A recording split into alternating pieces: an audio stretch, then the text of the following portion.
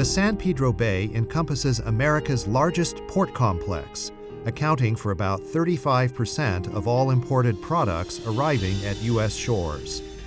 This total market share has declined significantly in recent years as trade patterns have shifted. Two major factors in the local harbor are driving goods movement operations toward smart technology solutions. The first is North American competition, which is actively seeking and securing freight handling and logistical services contracts for discretionary cargo. The second is the enactment and enforcement of air quality and carbon footprint reduction mandates. The future of the San Pedro Bay will be determined by these two challenges and by the adoption of new and responsive smart technology applications that increase efficiency and reduce costs.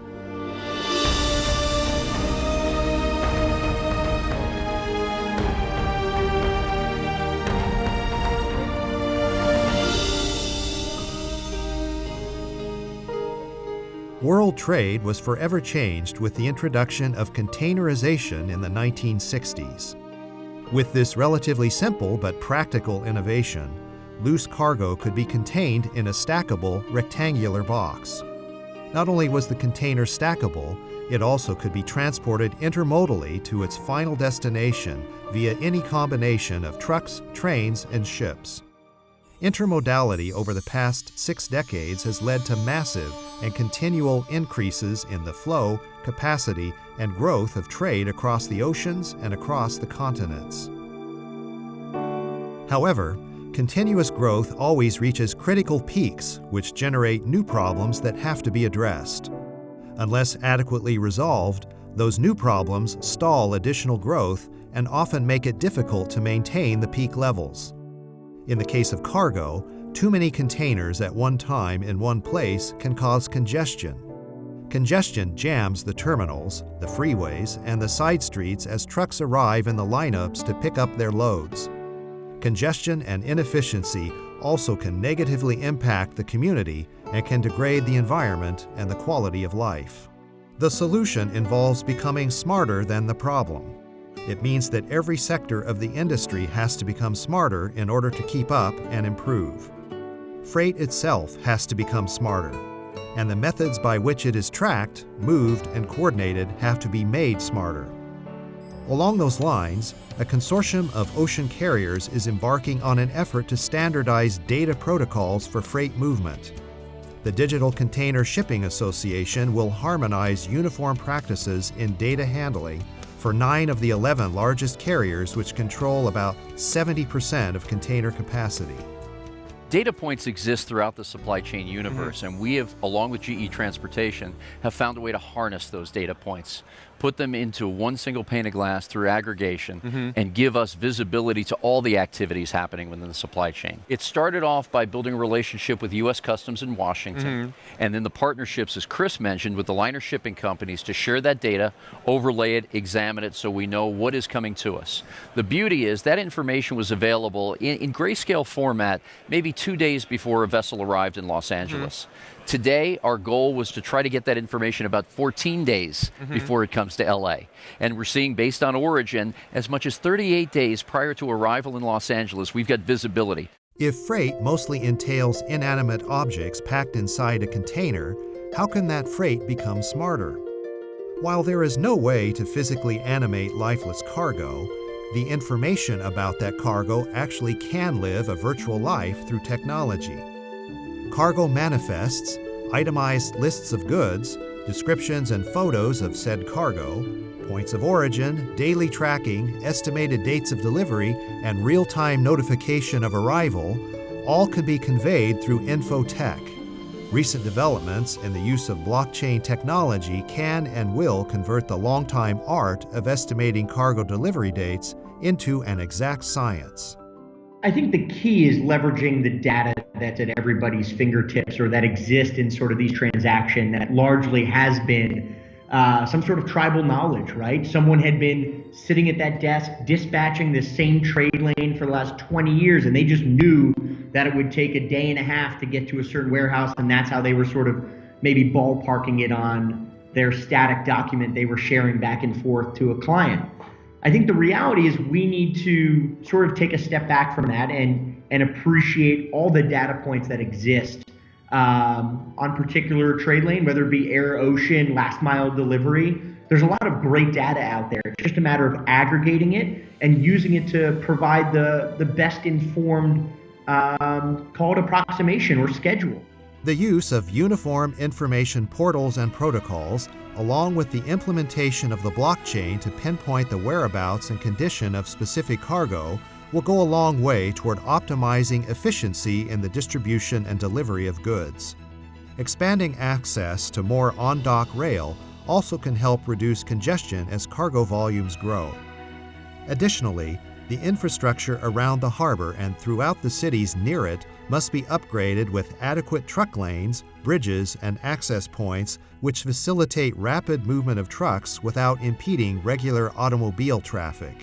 Even though we can dramatically increase the efficiency of what we have out there now, at some point we will have used up all the capacity, even with efficiency improvements. And so at that point, we're going to need more infrastructure of some sort. I think probably most of us would want that infrastructure in the form of more on-dock rail so that we could be more efficient getting things in and out. But nevertheless, I think we really will need to have some incremental amount of new infrastructure-related capacity. The state of California has imposed very strict regulations regarding air pollution and greenhouse gases. In response, an updated San Pedro Bay Clean Air Action Plan has been jointly authorized by both the Port of Los Angeles and the Port of Long Beach. The Clean Air Action Plan, or CAP, provides direction for the anticipated zero-emission mandates headed for the harbor in 2030. The plan's shift away from fossil fuels is driving the effort to electrify marine terminal yard vehicles and to potentially utilize fuel cell technology and batteries for trucks and other heavy equipment. The ultimate goal is zero emissions, and that's zero smog emissions and zero carbon emissions for transportation. And at one time, the focus was solely on light duty, and now it's shifted into medium duty, heavy duty, trucks, transport, even vessels off the shores here. So electric drive, for the most part, has less moving parts, and maintenance may actually be, less maintenance may be required, so operating costs can be lower. This will come over time. The key will be through scale. We're at the kind of low volume levels today, so everything does have a higher cost. That was true with CNG vehicles at one time, and then with scale, it kind of took off on its own and no longer needed, you could say, public assistance. So the same thing will happen with hydrogen and fuel cell. Marine terminals are at the cutting edge of automation on a variety of fronts.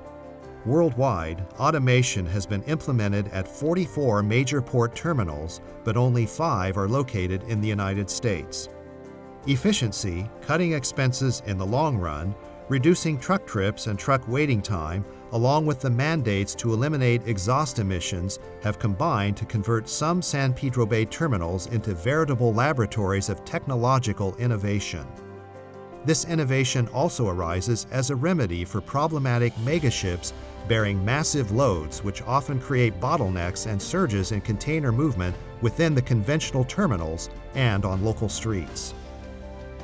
Beyond traditional longshore tasks, there are numerous types of jobs which will be essential in keeping facilities running properly in zero-emission terminals. Those new assignments encompass servicing and repair of battery-operated vehicles, cranes, and related electrical systems. Ongoing upkeep of software-controlled mechanical operations will be required.